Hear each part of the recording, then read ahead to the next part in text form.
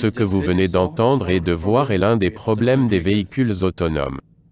Un véhicule autonome qui sort d'un tunnel en plein soleil peut se retrouver dans un accident lorsque le conducteur n'est pas au volant. Ce que je veux dire par pas sur le volant, c'est que le conducteur met la voiture en mode pilote automatique.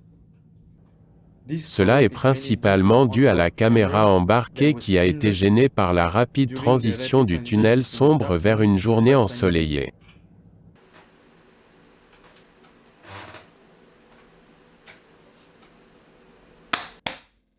Actuellement, la caméra ne peut capturer qu'une fraction de l'information par rapport à ce que l'œil humain peut capter.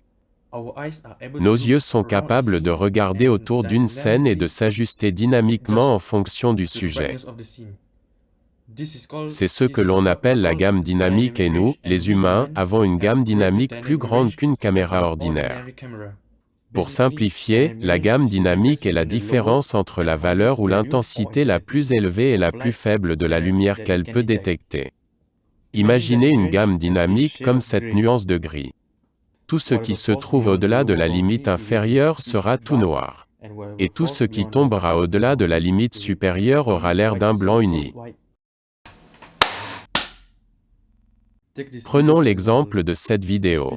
Cette vidéo a été enregistrée avec un téléphone qui a une faible gamme dynamique. Comme vous pouvez le voir ici, vous ne pouvez pas voir beaucoup de détails dans la zone blanche élevée autour de la lumière. Alors, vous pourriez dire, pourquoi ne pas réduire le temps d'exposition pour obtenir les détails autour de la lumière? En faisant cela, vous pourrez voir les détails autour de la lumière, mais votre scène globale sera trop sombre. La solution pour ce problème est appelée HDR ou gamme dynamique élevée.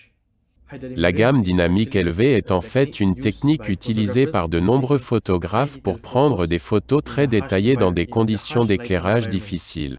Cette technique est assez simple. Nous prendrons plusieurs photos de la même scène avec des expositions différentes.